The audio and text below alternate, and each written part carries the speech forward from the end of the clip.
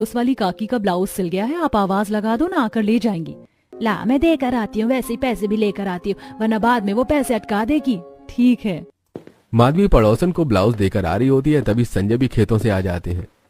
क्या हुआ जी, बड़े उदास से लग रहे, कोई बात हो गई क्या? बस फसल का थोड़ा सा टेंशन है। मैंने फसल अच्छे से बोई थी, लेकिन उसमें कीड़े लग रहे हैं। कोई ना पापा, आप टेंशन ना लो, सब ठीक हो जाएगा, खाद डाल देंगे, सब सही हो जाएगा। जिसके बाद तन्वी अपने पापा के साथ जाकर खेतों में काम करवाती है, ऑर्गेनिक खाद डलवाती है, जिससे उनकी फसल बहुत अच्छी आती है। तन्वी का परिवार सिलाई और खेतों में उगने वाले अनाज पर ही निर्भर था।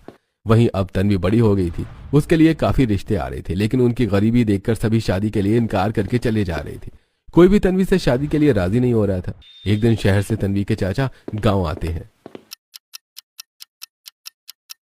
भैया, अब तो तन्वी बेटी बड़ी हो गई है, शादी की उम्र हो गई है, लड़का देखा या नहीं? कहाँ भैया, कितने लड़के देखे, लेकिन बड़े सब बाहर आ जाते हैं। ये पड़ोसियों का घर देखकर, इतना बड़ा घर है, ये नहीं कि कभी साफ सफाई करवाया करें, बाहर से भूत बंगला दिखता है। नीता बड़बड़ाई जा रही थी, वहीं प्रदीप के दिमाग में कुछ और चल रहा था। मिश्रा जी का एक ही लड़का है ना? हाँ जी, करण ही है और एक बेटी है मिश्रा जी की। क्यों, क्या हुआ? हमारी तन्वी बड़ी ही सीधी और सरल है। सोच रहा था क्यों ना मिश्रा जी से प्रीति और तरुण की शादी की बात करूं। उनका घर संभल जाएगा और हमारी बेटी आंखों के सामने भी रहेगी। ये सही रहेगा जी, और वैसे भी ये लोग अमीर है और मन के सच्चे और अच्छे। मेरी भतीजी आ जाएगी तो कम से कम नौकरों से ये साफ करवा कर रखेगी, मुझे रोज भूत बंगला देखकर डरना नहीं पड़ेगा फिर। जिसके बाद प्रदीप मिश्रा जी के घर आते हैं। अरे आइए प्रदीप जी, कैसे आना हुआ? अरे एक पड़ोसी होने के नाते बस आपसे मिलने आया था। वाह बढ़िया, चलो अच्छा लगा मिलकर। और बताइए। मिश्रा जी, आपका बेटा शादी लायक हो गया है। अगर आपको ऐतराज ना हो तो मैं अपनी भतीजी का रिश्ता आपके करण के लिए। मजाक उड़ाकर चले जाते हैं। कोई बिना दहेज के शादी करने के लिए तैयार ही नहीं है, और गरीब की बेटी देखकर दहेज की कीमत दोगुनी होती जाती है। अरे गांव का हाल तो अब भी बहुत बुरा है। शहरों में तो लोग लड़की देखते हैं, उन्हें पैसे नहीं चाहिए होते। ये बढ़िया है देवर जी, आप तो शहर चले गए, सब कुछ हो गया आपका शहर में, और हम यहाँ इसी गांव में रह गए। अरे भाग्यवान सब नसीब का खेल है। हाँ भाभी, आप लोगों को भी तो हमने उस समय कहा था शहर चलो, नहीं आए तो क्या कर सकते हैं। अच्छा चलो अब मैं जाता हूँ, वरना शहर तक पहुँचने में आधी रात हो जाएगी, और मैं अब अपनी भतीजी के लिए बढ़िया सा रिश्ता देखकर बताता हूँ।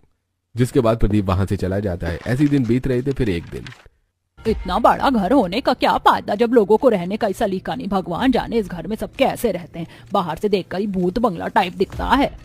नीता बड़बड़ाते हुए बालकनी से घर के अंदर आती है। किसके ऊपर भड़की हो आज सुबह सुबह? क्या बताऊं जी, जब भी बालकनी के बाहर जाती हूँ मेरे की डिनी गुड़। हाँ, लेकिन लड़की कैसी है, करती क्या है और कहाँ रहते हैं, ये सब पता चले फिर हम सोचेंगे।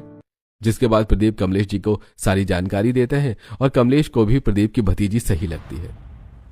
अजी हमें जैसी बहू चाहिए थी, मुझे तो तन्वी वैसी ही लग रही है। और प्रदीप भाई साहब, हमें तो बस लड़की से मतलब है, आप दहेज की चिंता ना करना। ठीक है, फिर आप लोग कल ही चलिए मेरे साथ, मैं आपको अपने भैया भाभी और तन्वी से मिलवाता हूँ, आप लोग पसंद कर लेना। फिर अगले दिन प्रदीप और कमलेश की फैमिली गाँव जाती है तन्वी से मिलने के लिए। देखो मैं तो पहले बता दे रही हूँ, अगर लड़की पसंद नहीं आई तो डायरेक्ट नो। अरे हमें दहेज नहीं चाहिए, लेकिन लड़की ऐसी होनी चाहिए जो हमारे करण के काबिल हो। कुछ देर में सभी संजय के घर पहुंच जाते हैं, जहां बड़े ही आदर से संजय सभी को घर के अंदर ले जाते हैं। एक कमरे का घर था, वहीं साइड में एक खाट लगी थी और 3-4 कुर्सियां रखी हुई थी, जिस पर सभी लोग बैठ जाते हैं। होने वाली भाभी का घर आसमान पर। सही कह रही हो बहन, इतने अमीर लोग हैं मिश्रा जो बहू लाए गरीब घर की, तो इस लड़की के तो भाग्य ही खुल गए ना। 150 कमरों की अकेली मालकिन हो गई, अब तो बहू सही है। ऐसी सारी पड़ोसनी आपस में बात करने लगती हैं। बस करो भाई, मेरी बहू को परेशान मत करो, हटो, मैं अपनी बहू की आरती उतारूं और बहू को घर के अंदर लाऊं। सावित्री बहू की आरती उतारती है और उसका गृह प्रवेश करवाती है। बहू जैसे ही अंदर आती है, चारों तरफ आंखें घुमाकर देखने लगती है। भाभी वेलकम इन न्यू होम, ऐसे आंखें ना घुमाओ, ये आपका ही घर है, अब आपको ही संभालना है और आपको ही यहाँ रहना है, सब कुछ हैंडल करना है। बेटा काव्या, भाभी के लिए ऊपर 4थी मंजिल का जो सबसे बड़ा वाला कमरा बनवाया है, जिसमें सारी सुविधाएं, उस कमरे में ले जा। Okay mummy. जिसके बाद काव्या अपनी भाभी को 4थी मंजिल के बड़े कमरे में ले जाने लगती है, और ऊपर जाते समय तन्वी की नजर बाकी के कमरों पर पड़ती है। ननद जी, ये कमरे इतने सारे हैं, यहाँ कौन रहता है? भाभी कोई नहीं रहता, हम ही घर के लोग रहते हैं, यहाँ 150 कमरे हैं, एकदम बड़े बड़े। वैसे तो आपका हाँ, लेकिन देखो तो हर चीज व्यवस्थित है। थोड़ी देर में तन्वी सूट सलवार पहने हाथों में चाय की ट्रे लिए आती है और सभी को चाय नाश्ता देती है। तन्वी इतनी भोली और मासूम थी कि सभी को एक नजर में ही तन्वी पसंद आ जाती है। हमारी होने वाली बहू की तो बल्ले बल्ले हो गई, एक कमरे से डायरेक्ट बड़े से महल में आने वाली है। तन्वी ये सुनकर हैरान हो जाती है। चाची, ये करण की दादी क्या कह रही हैं? बेटा, तेरे होने वाले ससुराल में 150 कमरे हैं और रहने वाले बस इतने ही लोग हैं, तो तेरी ऐश ही ऐश है ना। तन्वी ये सुनकर बहुत खुश होती है कि उसके चाचा ने उसके लिए बहुत ही अच्छा रिश्ता ढूंढा है। मैंने कभी नहीं सोचा था कि मैं शहर जाऊंगी, अमीर घर में शादी होगी। थैंक यू चाचा जी। दोनों परिवार मिलकर रिश्ता पक्का कर देते हैं। कमलेश गरीब थे और लड़के वालों की कोई मांग या डिमांड नहीं थी। कुछ दिनों बाद करण और तन्वी की पूरे रीति रिवाज के साथ शादी हो जाती है। तन्वी बहू बनकर 150 कमरों वाले ससुराल में आती है, जहां सभी गरीब घर की बहू आई देखकर बड़े हैरान थे। भाई नसीब हो तो मिश्रा जी की बहू के जैसा। एक पल में जहाँ मैं आपको लेकर जा रही हूँ, लेकिन आप कहीं भी रह सकती हैं, कोई दिक्कत नहीं है। इस घर में सबका कमरा फिक्स है, लेकिन कोई कभी अपने कमरे में नहीं मिलता, सबको ढूंढना ही पड़ता है। अच्छा, लो भाभी, बात करते करते कब हम चौथी मंजिल पर पहुंच गए पता ही नहीं चला। ये आपका कमरा, आप आराम करो। तन्वी जो एक कमरे में रही थी हमेशा, उसे तो 150 कमरों के घर में आकर अभी तक यकीन नहीं हो रहा था कि एक पल में वो गरीब से इतनी अमीर परिवार की इकलौती अमीर बहू बन गई है। शादी की थकान से थकी हारी बहू जल्दी सो जाती है। वहीं अगले दिन तन्वी जल्दी से तैयार होकर नीचे जाने लगती है। अरे तन्वी, नीचे अकेले मत जाओ, इतने सारे कमरे हैं, कंफ्यूज होकर खो जाओगी। क्या सच में? हाँ बाबा, और अभी तो घर में मेहमान भी हैं। जब मेहमान चले जाएंगे तो आराम से घर में घूमना।